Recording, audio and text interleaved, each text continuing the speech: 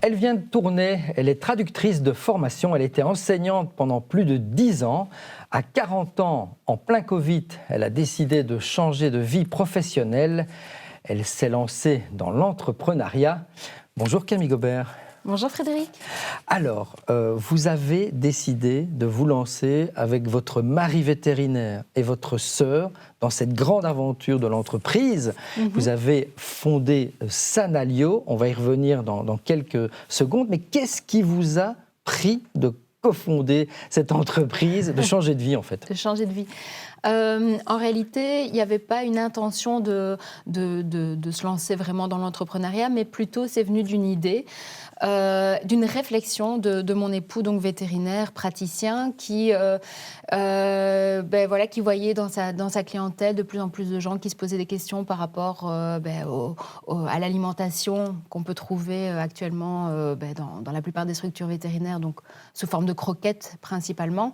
En plein Covid aussi, les gens ont souhaité consommer un peu différemment, se sont intéressés à ce qu'ils consommaient pour eux, et donc fatalement pour leurs animaux de compagnie, d'autant plus que le chien, au moment du Covid, a vraiment pris une place prépondérante dans les foyers. Et donc, face à cette demande des clients qui souhaitaient aussi finalement faire à manger pour leur animal, mais sans avoir les bonnes connaissances et parfois en pensant faire bien, mais en carençant la gamelle. Il s'est dit, je n'ai pas de réponse à leur donner, je n'ai pas de solution. Et donc, il est venu vers moi, on a commencé à discuter de ça. Et moi, j'étais enceinte de mon 3e enfant à l'époque. D'accord. Et j'étais un petit peu désarmée par rapport à ce que je pouvais observer dans la société, le côté problématique environnementale, etc., m'affectait vraiment. Donc, ce n'est pas que vous aviez assez de l'enseignement, vous n'aviez pas nécessairement un gène de l'entrepreneuse, c'est tout un contexte qui vous a poussé à développer cette nouvelle entreprise. Oui. En fait, c'était plutôt un besoin de changer un petit peu, d'être actrice. D'accord. De plus juste être consommatrice, observatrice, en me disant, moi, à mon échelle, qu'est-ce que je peux faire ? J'avais vraiment envie d'agir. Et ma sœur était aussi dans la même mouvance. Elle avait déjà un passé entrepreneurial. Et donc, on a un peu réuni nos cerveaux. Vos compétences pour lancer. Et puis, on s'est dit, il y a quand même quelque chose à faire. Et justement, on va parler de Sanalio, mais avant cela, entre vos rêves d'entrepreneuse ou de développer une nouvelle marque avec votre mari, votre sœur, et la réalité du terrain, parce que ce n'est pas toujours facile, est-ce que ça a été compliqué, justement, ou ça s'est quand même bien passé ? Ça s'est bien passé. Maintenant, clairement, avec quelques épreuves quand même qu'il a fallu surmonter. Mais comme je le dis toujours, finalement, on en est ressorti à chaque fois plus fort. Et puis, on a dû tout apprendre. Voilà, puisqu'on produit et on commercialise, donc on est devenus des industriels du jour au lendemain. Mais on a été vraiment bien accompagnés aussi. Par qui ? Notamment par un incubateur dans notre région qui s'appelle Entreprendre Wapi. D'accord. Qui à un moment nous a dit c'est bien d'avoir une idée, vous voulez en faire un réel projet, il va falloir chiffrer tout ça. Et voilà. Et justement, aujourd'hui, Sanalio, ça représente quoi concrètement en termes de produits ? Qu'est-ce que vous faites et en termes de vente ? Alors, Sanalio, c'est un aliment bio pour chiens. Il s'agit d'un mélange sec auquel les gens vont rajouter une source de protéines, tout type de protéines, viande blanche, viande rouge, œufs, yaourt, etc., et de l'eau pour faire ce qu'on appelle une ration ménagère équilibrée prête à l'emploi. Donc, Sanalio n'est pas une croquette, ça s'apparente plutôt à un muesli. D'accord. Avec des ingrédients qui ont vraiment été sélectionnés pour leurs propriétés nutritionnelles, puisqu'on travaille avec l'Université de Liège, on a un partenariat officiel. Et toute la formulation, elle a été co-construite avec le professeur Marianne Dier, qui est professeur de nutrition à l'Université de Liège, et dans l'idée qu'il n'y a pas de fioriture, on prend le strict nécessaire, mais ce qui va faire de l'aliment un aliment optimal pour la bonne santé du chien. Où est-ce qu'on trouve vos produits ? Je trouve ça en grande surface ou ça se vend, ça s'achète online ? En fait, nos produits se trouvent chez les vétérinaires, dans les structures vétérinaires. Donc, tous les vétérinaires peuvent se le procurer. Et puis, on a ouvert notre e-boutique l'an dernier. Et donc, les gens qui le souhaitent peuvent aussi se faire livrer nos produits directement sur sanaleo.bio. Qui dit bio dit beaucoup plus cher que ce qu'on trouve en grande surface?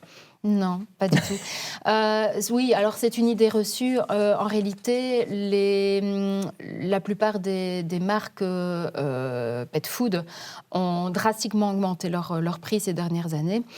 Et en fait, nos aliments, étant donné qu'on se concentre sur vraiment le strict nécessaire, on va sélectionner aussi les fournisseurs. Donc vraiment, il y a une qualité nutritionnelle indubitable, mais on travaille aussi sur nos prix. Et en réalité, c'est pas plus cher. On s'aligne par rapport aux croquettes premium. Et en plus, on a la maîtrise de ce qu'on donne à son animal. On sait ce qu'on donne. Il y a une transparence avec l'évidence de faire bien, quoi. Alors, vous êtes distribué également au Luxembourg, en France, et là, vous visez la Suisse. Il y a une levée de fonds qui est d'ailleurs en cours pour poursuivre votre expansion. Quels sont vos objectifs, en fait ? Alors, nos objectifs, pour l'heure, c'est vrai qu'on est en vente en Wallonie, au Luxembourg et en France. Maintenant, avec l'ouverture de l'e-shop, on a des clients qui nous achètent un peu partout en Europe. D'accord. Donc en Allemagne, au Royaume-Uni, aux Pays-Bas.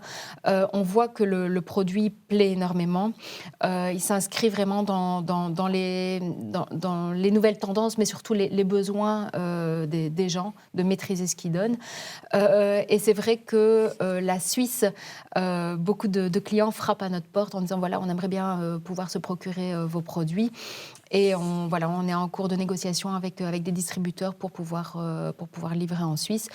Et cette levée de fonds, c'est quoi? Attirer de nouveaux investisseurs dans la société? Oui, en réalité, pour pouvoir mener les choses à bien, il faut qu'on s'entoure de forces de frappe commerciale. Donc, plus de ressources en commercialisation. En production aussi, on va vers une chaîne semi-automatisée. Pour le moment, on est encore artisanal, encore un petit peu artisanal. Vous voulez industrialiser un petit peu. Voilà, exactement. Puis on doit s'outiller aussi au niveau IT. On a aussi toute une campagne marketing qui se met en place. Donc voilà, tout ça nécessite évidemment de l'argent frais. Exactement. Mais vous l'avez dit, c'est parti d'une réflexion presque sociétale, le fait de lancer cette nouvelle entreprise, cette alimentation bio pour chiens. Donc le plus important pour vous aujourd'hui, c'est quoi? C'est le profit ou le produit? J'ai envie de dire, c'est le sens que je donne à mes actions.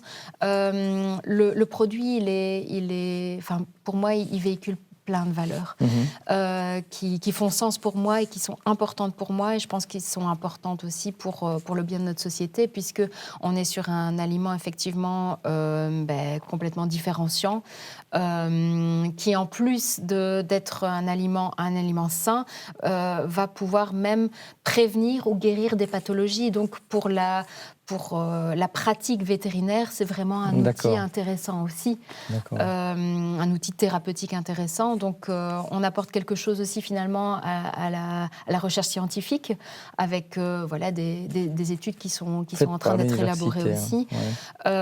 On travaille avec des fournisseurs proches, donc on travaille avec des fournisseurs en Wallonie, en France, en Italie. On connaît les gens avec qui on travaille. On a cette proximité qui fait aussi qu'on a aussi une veille sur la qualité de nos produits.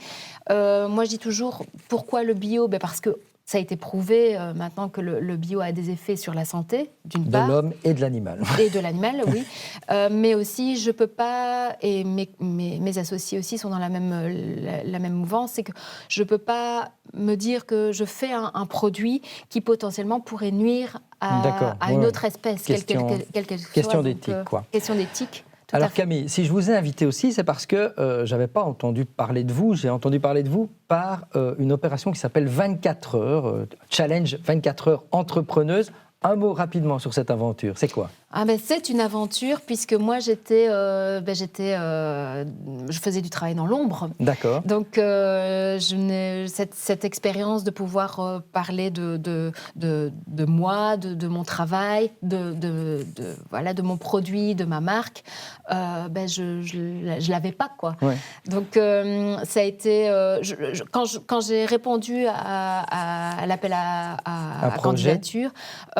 Pour rappel, c'est un challenge qui a été mis en place par une agence de communication qui s'appelle 95 et qui voulait mettre un coup de projecteur sur les entrepreneuses qui sont trop souvent dans l'ombre. Ils ont proposé de mettre en avant 5 entrepreneuses parmi de nombreuses candidates. Il y en a eu 180 qui ont déposé un dossier. Vous faites partie des 5 lauréates. Et donc, vous avez eu un accompagnement privilégié de communication, Exactement. Ce qui fait que vous êtes passé un peu plus dans les médias et que vous êtes ici aujourd'hui. Exactement. Et voilà, moi, ça m'a appris énormément. L'entrepreneuriat a ça de génial, c'est qu'on est en constante évolution, on apprend tous les jours. Et du coup, oui, effectivement, j'ai été très bien accompagnée par cette agence qui donne des bons conseils, qui m'a permis aussi de pouvoir expliquer ce que je fais, tant dans la presse écrite que... Mais ça veut dire quoi quand on fait ses premiers pas d'entrepreneuse, on ne pense pas assez à communiquer, on est trop focus produit?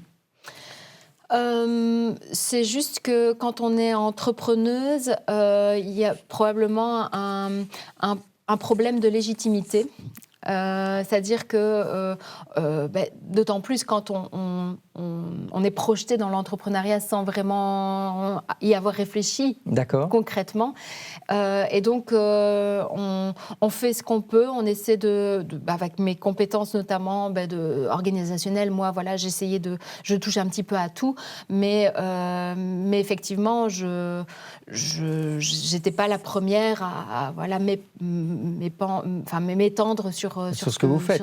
Mais ça veut dire quoi? Que dans le monde de l'entreprise, vous avez le sentiment que les femmes particulièrement ont plutôt tendance à ne pas se mettre en avant?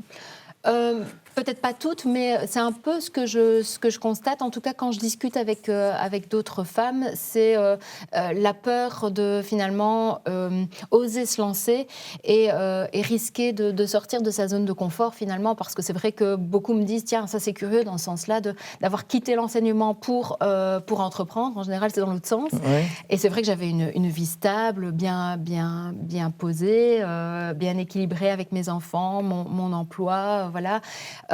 Et quelque part, j'adorais ce que je faisais. L'enseignement, j'ai toujours adoré ça.